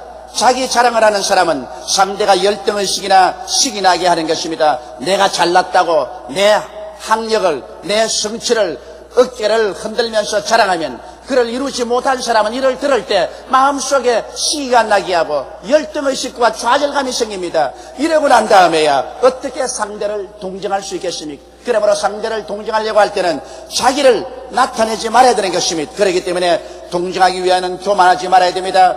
교만은 상대에게 거부감을 일으켜서 상대로 하여금 거부 반응을 갖게 하는 것입니다. 오늘날 인간 사회에서 내가 아무것도 달라고 하는데 왜 사람들이 나를 미워하느냐, 이런 소리를 하는 사람 많습니다. 그것은 오늘 인간 집단 사회 생활 속에서 자기 스스로가 남보다 잘났다고 마음속에 우월감과 교만심을 가지는 것입니다. 이 세상에 가장 냄새나고 더러운 것은 자기는 남보다 낫다는 우월감을 가지고서 그와 같은 태도로서 남의 생활을 평가하고 남의 행동을 평론하는 것입니다. 여러분, 하나님 앞에서 인간은 다 동등하고 누가 더 우월하고 누가 열등하고 이런 것은 없습니다. 모두 다 하나님께서는 사랑하시고 예수 그리스도의 보혈로 구원하기를 원하시기 때문에 우리 교만치 말아야 되는 것입니다. 교만은 다른 사람을 동정하는 사랑의 마음이 아닌 것입니다. 그렇기 때문에 교만한 사람은 은연중에 사람들의 마음속에 거부감정을 일으킵니다. 그래서 동료들 가운데서 거부감정을 받고 배타되고 마는 것입니다.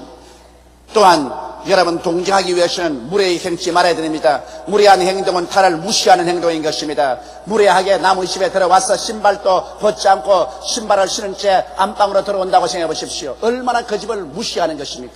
처음 오는 집인데 들어오자마자 우통을 벗어 제끼고 긴 다리를 뻗고 들어 앉아서 큰 소리 한다면 이거 무례한 행동 아닙니까? 왜 무례한 행동을 합니까? 이것은 상대를 무시해서 그렇게 하는 행동인 것입니다. 동정하기 위해서는 여러분, 예의 단정하게 행동해야 진실로 타를 동정하게 되는 것입니다. 또 타를 동정하기 위해서는 자기 유익을 굳지 말아야 됩니다. 상대에게 이구심과 적대감을 유발해서는 안 됩니다.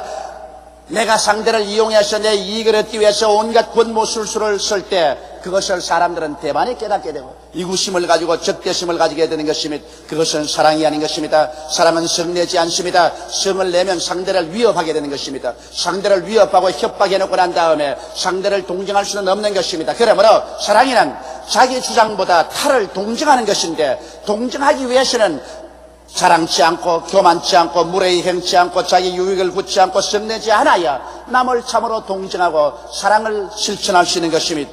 또한 사랑은 선과 정의 편에 서서 삽니다. 악과 불의는 사랑이 아니라 미움인 것입니다. 악한 것을 생각지 않습니다. 사랑한다고 하면서 자기 자식이나 남편이나 아내나 이웃이 악한 짓을 하는데 그 악한 짓이라도 사랑이라고 해서 덮어주고 보호해준다면 그것은 사랑이 아니라 그 사람에게 독을 먹여 죽이는 것입니다. 왜냐하면 악은 결코 드러나서 인간을 파멸하기 때문인 것입니다. 그러므로 병이 들면은 사랑한다고 해서 병을 덮어놓고 치료하지 않는 것과 똑같은 것입니다. 여러분, 악은 절대로 사랑이 아닙니다. 그렇기 때문에 인륜과 도덕을 짓밟는 것이 악인데 그 악을 행할 때 우리는 그 악을 사랑해서는 안 됩니다. 사랑은 악을 당연히 대적해야 되는 것입니다. 사랑은 불의를 기뻐하지 않습니다. 정의의 도를 짓밟아버리고 불의한 짓을 하는 수많은 사람들이 많습니다. 그 불의를 사랑한다고 해서 동정을 하고 보호해서는 사랑이 아닙니다. 사랑은 정의의 도를 짓밟을 때 이것을 단호하게 배척하고 반대하는 것이 사랑인 것입니다.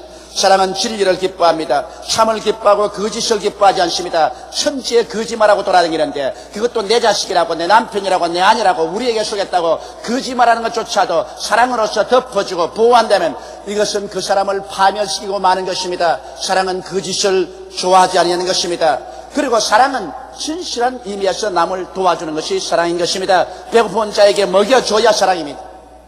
헐벗은 사람에게 입혀줘야 사랑인 것입니다. 거처가 없는 곳에 거처를 마련해 주어야 그것이 사랑인 것입니다. 야고보서에 보면 한 사람이 배고프고 헐벗어서 왔는데 너 배부르게 먹어라, 너 떳떳하게 옷 입으라 하고서 그 필요한 것을 주지 아니하면 그것이 어찌 사랑이냐고 성경은 말하고 있습니다. 우리는 왜 거대한 돈을 들여서 엘린복지타운을 세웁니까? 이것은 우리 교회가 한국과 세계에서 최대의 교회만 되어야 할 것이 아니라 한국과 세계에서 최대 사랑을 실천하는 교회로서 세상에 보여주기 위한 것입니다. 우리가 아무리 세상을 사랑한다고 하더라도 그 사랑이 실제적이고 구체적인 행동으로 나타나지 않는다면 우리가 어떻게 사랑한다는 것을 보여줄 수 있습니까? 그렇기 때문에 기술도 배우지 못하고 사회에서 버림받은 젊은이들을 불러서 기술 교육을 시키고 먹이고 입히고 그리고 직장을 안선해 주어서 사람답게 살 수 있게 하는 것은 사랑의 실천입니다. 노래 올 때 갈 데 없어 방황하는 노인들을 잘 모셔서 여생을 편안하게 살다가 천국 가게 하는 것, 이거 사랑의 실천 운동인 것입니다. 그러므로 사랑은 실제적으로 남의 짐을 함께 걸머져야 사랑인 것입니다.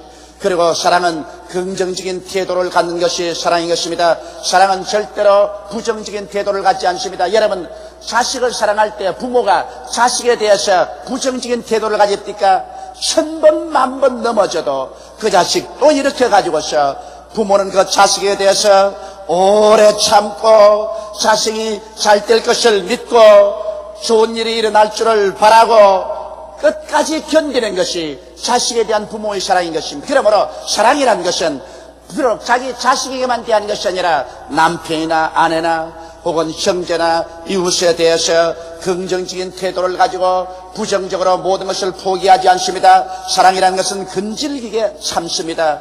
그리고 좋은 일이 일어날 것을 끝까지 믿습니다. 그리고 올바르게 될 것을 끝까지 바라고 그리고 종말까지 견디내는 것이 사랑인 것입니다. 이와 같은 사랑의 요소, 이것을 갖지 않고서 입술만 가지고 사랑해봤자 그 사랑을 누가 믿을 수 있습니까? 사랑이라는 것은 이해하려고 애쓰는 노력이 사랑이며 나보다도 남을 동정하는 것이 사랑이며 사랑은 선과 정의 편에 단호하게 서서 나가는 것이 사랑이며 사랑은 실제적으로 남과 함께 고통을 나누고 우는 자와 함께 울고 웃는 자와 함께 웃어주는 것이 사랑이며 사랑은 절대로 낙심하지 아니하고 끝까지 긍정적인 태도를 갖고 참고 믿고 바라고 견디는 이와 같은 요소가 실천될 때 우리는 참 사랑의 실천을 눈으로 보게 되는 것입니다. 그러면 셋째로 우리는 하나님의 사랑을 한번 생각해 봐야 되겠습니다. 성경에 말씀하기를 하나님은 사랑이라고 말하셨습니다. 하나님이 세상을 이처럼 사랑하사 독생자를 주었으니 누구든지 저를 믿으면 멸망하지 않고 영생을 얻으라 했는데 하나님은 과연 어떠한 사랑으로 여러분과 나를 사랑하셨을까요? 하나님은 여러분과 나를 무한하게 이해하신 하나님이신 것입니다. 하나님이 인간을 보고 불법을 행하고 죄를 지은다고 해서 일시에 진노했더라면 이 세상에 살아남을 인간은 한 사람도 없을 것입니다. 하나님은 끝없는 이해심을 가지고 인간을 바라보았습니다. 인간이 비록 하나님을 배반하고 반역하고 쫓겨났지만은 그러나 인간의 생명이란 무엇이냐? 한 주먹 흙에 불과한다는 것을 알고 불쌍히 여기신 것입니다. 하나님은 인간을 이해해 주셨습니다. 죄책과 정죄에 몸부림치는 인간이며 허무와 무의미에 발부동치는 무의미한 인간이며 그리고 죽음과 무로 돌아가는 비참한 인간인 것을 하나님은 아셨습니다. 그래서 하나님은 인간을 멸하려고 하지 아니하시고 어쩐지 인간의 위치에 서서 인간을 구원하려고 하나님이 작정하신 것입니다. 오늘날 하나님은 여러분과 나를 심판하기 위해서 부른 것이 아니라 죄를 지었음에도 불구하고 못났음에도 불구하고 버림을 받아야 마땅함에도 불구하고 여러분을 불러서 여러분을 구원하려고 애를 쓰시는 것입니다. 수고하고 무거운 짐진 자들은 다 내게로 오라, 내가 너를 쉬게 하겠다는 예수님은 철저히 여러분과 저를 이해하시고 우리를 돌봐주시기를 원하시는 하나님이신 것입니다. 그리고 하나님은 여러분과 나를 동정하십니다. 심판 대신 사랑으로 동정하기 위해서 하나님의 아들 예수님께서 하늘 보좌와 그 영광을 버리시고 이 땅에 몸소 육신을 가지고 오셨습니다. 하나님이 동정녀 마리아의 그 좁은 태 속에서 태어나셔서 이 세상에 오셨고 세상 사람들과 함께 울고 웃으시면서 잡수시면서 사셨습니다. 그리고 이 땅에서 하나님의 그 크시고 아름다운 뜻을 보여주셨습니다. 죄인은 죄를 용서해 주어서 구원해 주시고 병든 자는 손수 안수해서 고쳐주시고 귀신은 쫓아내 주시고 죽은 자까지도 심지어 살려주시고 배고픈 자에게 먹여주시고 환난에 처한 자에게 평안을 주시고 죽는 자에게 영생을 주시는 이 위대한 은총을 하나님께서 베풀어 주심으로 우리 하나님께서 진실로 여러분과 나를 동정하고 계심을 확실하게 보여주신 것입니다. 하나님은 여러분과 나를 심판하려고 하지 않으십니다. 성경은 말하기를 하나님이 그 아들 예수를 보내주신 것은 우리를 심판하려고 하는 게 아니요 그 아들로 말미암아 우리가 구원을 얻게 하려 함이라고 말씀하고 있는 것입니다. 그러므로 하나님께서는 오늘 이 시간에 여러분에게 가슴 가득한 동정을 가지고 여러분을 대하고 있는 것입니다. 그리고 하나님께서는 우리 인간 생활 속에 우리를 도적질하고 죽이고 멸망시키려고 하는 악과 불의와 거짓을 없애기 위해서 오신 것입니다. 하나님께서는 우리 가운데 와서 악과 불의와 거짓을 용납하지 않습니다. 주님께서 친히 복음을 전할 때도 바리새 교인이나 사두개 교인이나 교법사들이 그 마음속에 가지고 있는 악과 불의와 거짓에 대해서는 단호하게 주님께서 대결하시고 부딪히신 것입니다. 왜냐하면 이 악이나 불의나 거짓이 결국에는 여러분 우리의 내적인 생활뿐 아니라 우리의 삶을 도적질하고 죽이고 멸망시킬 것이기 때문에 주님은 이것을 단호하게 우리의 생활 가운데 제하기를 원하시는 것입니다. 이를 제하기 위해서 결국 주님은 십자가를 걸머지신 것입니다. 우리 주님께서는 하나님의 뜻을 쫓아 자원해서 죄 없이 태어나시고 죄를 한 번도 짓지 않은 그 어른이 여러분 죄 가운데 태어나고 죄를 물먹듯이 마시는 우리들을 대신해서 십자가 고난을 받게 된 것입니다. 죄의 값은 사망입니다. 죄는 반드시 심판을 받아야 되는 것입니다. 그러므로 주님께서 죄의 빚을 갚기 위해서 아담 이후로 태어난 모든 인류를 대표해서 사람이 되어 오셔서 하나님 앞에서 심판을 받으셨습니다. 예수님이 십자가에서 당하신 고난과 그 심판이란 사람의 말로서 척도할 수 없는 무서운 고통과 시련이었습니다. 우리 주님께서 얼마나 괴로웠기에 하나님이여 하나님이여 어찌하여 나를 버리시나이까 십자가에서 통곡했겠습니까? 그러나 그 고난을 통해서 모든 우리의 죄악을 다 청산했을 때는 주님은 승리의 외침을 외쳤습니다. 내가 다 이루었다. 그리고 운명하셨습니다. 그리고 무덤에 들어간 지 사흘 만에 부활하셔서 인간의 죄를 다 청산하시고 하늘에 오르사 보좌 우편에 앉으신 것입니다. 그러므로 오늘 십자가를 통하여 죄를 짓고 불의하고 추악하며 버림을 받아야 마땅한 우리들을 모두 다 구원하신 것입니다. 죄 지은 그대로 못난 그대로 빈손된 그대로 초청하셔서 그 보혈로 씻으시고 성령으로 거듭나게 하셔서 하나님 백성이 되게 하시고 하나님께서 사랑으로 우리를 영광에서 영광으로 이끌어 주시는 것입니다. 이러므로 우리 하나님은 십자가를 짊어지심으로 진실로 도움을 베풀어서 사랑을 베푸시고 그리고 우리에게 끝없는 기대를 저버리지 않습니다. 예수 믿었다고 해서 여러분 당장 날개가 나고 천사가 됩니까? 예수를 믿고 난 다음에도 우리는 거듭 넘어진 것입니다. 또 죄를 회개하고는 또 죄를 짓고 또 반역하고는 또 회개하고 또 그렇게 합니다. 보통 같으면 벌써 버려버리고 말 것인데 우리 하나님은 인간에 대한 끝없는 기대를 버리지 아니하시고 오래 참으시고 인간이 잘 될 것을 믿으시고 인간이 선하게 될 것을 바라시고 주님께서 견디시면서 끊임없이 말씀을 통하여 성령을 통하여 사랑의 손길을 통하여 우리들을 돌봐주고 계신 것입니다. 이러므로 여러분 우리가 진실로 그리스도 예수 안에 있는 하나님의 사랑을 사도 바울처럼 깨달을 수만 있다면 우리는 얼마나 마음속에 담대하게 살 수 있겠습니까? 바울은 이렇게 말했습니다. 누가 우리를 그리스도의 사랑에서 끊으리요? 환난이나 곤고나 핍박이나 기근이나 즉시나 위험이나 칼이랴. 기록된 바 우리가 종일 주를 위하여 죽임을 당게 되며 도살할 양같이 여김을 바란 나의 담과 같으니라. 그러고 난 다음에는 그리스도 예수 안에 있는 하나님의 사랑에 천지간에 무엇이 도전할 수 있겠느냐? 하나님의 사랑과 우리와 누가 끊을 수 있겠는가? 담대하게 이게 성령께서 말씀하는 것입니다. 그러나 이 모든 일에 우리를 사랑하시는 이로 말미암아 우리가 넉넉히 이기느니라. 내가 확신하노니 흔들리지 않은 신념을 가지고 말하고 있습니다. 죽음도 사랑에서 우리를 끊을 수 없고 생명도 우리를 끊을 수 없다. 천사들이나 권세자들도 사랑에서 끊을 수가 없고 현절이나 장래일이나 능력이나 높음이나 깊음이나 다른 아무 피조물이라도 우리를 우리 주 그리스도 예수 안에 있는 하나님의 사랑에서 끊을 수 없으리라. 할렐루야.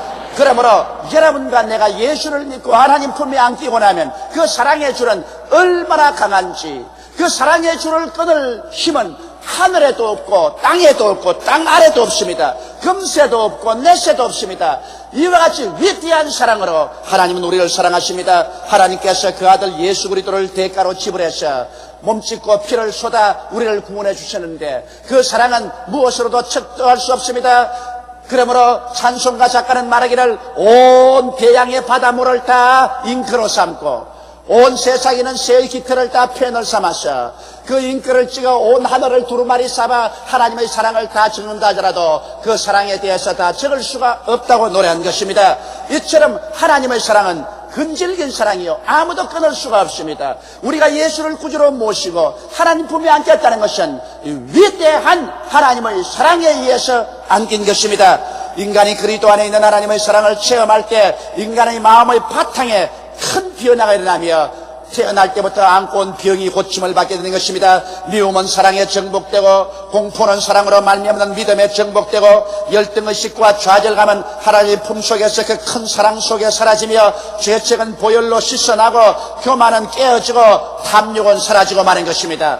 오늘날 모든 인간의 문제는 어떻게 하나님의 사랑을 체험하고, 이 사랑을 내 가슴 속에서, 가정에서 이웃과 나라 사이에 실천할 수 있는가, 이것이 인류 문제의 해답이 달려있는 것입니다. 어떠한 것도 오늘날 우리가 직면한 문제를 해결할 수 없습니다. 사랑 이외에는 절대로 해결할 수 없습니다. 사랑이 없는 곳에는 아무리 모여서 이 말을 마주대고 대화를 해도 그것이 문제 해결을 할 수는 없는 것입니다. 오직 사랑만이 개인의 문제, 가정 문제, 생활 문제, 사회 문제, 국가 간의 문제가 해결될 수 있는 것이고, 이 사랑은 바로 하나님께서 그리스도 예수 안에서 우리에게 폭포처럼 퍼부어주고 있는 사랑인 것입니다. 다 같이 고개숙여 기도드리겠습니다. 전능하시고 거룩하신 우리 아버지 하나님, 하나님께서 그리스도 예수 안에서 우리에게 베풀어진 사랑이 얼마나 큰지 인간의 이성과 사상으로는 측량할 수가 없습니다. 하나님은 우리를 이해하시고 동정하시고 우리를 도와주시고 우리에 대해서 끝없는 긍정적인 태도를 가지시고 사랑해 주시며 십자가를 통하여 우리 가운데 악과 불의와 거짓을 다 제하여 주신 것을 감사하드리옵나이다. 하나님 아버지요, 오늘 이 세상에 사람들은 돈을 의지하고 지위를 의지하고 명예를 의지하고 사람을 의지해서 사랑을 구하나 그러한 사랑은 오래가지 못한 사랑이요, 잠시 후에는 흐무맹랑하게 사라지는 것밖에 없습니다. 예수님 안에 있는 끝없는 하나님의 사랑에 안기게 도와주시옵소서. 그래서 금세 안심 내세 복락을 얻는 성도들이 다 되게 도와주시옵소서. 이 사랑 가운데 삶으로 참마음의 기쁨과 소망과 화평을 갖게 도와주옵소서. 우리 주 예수님 이름으로 기도드리옵나이다. 아멘.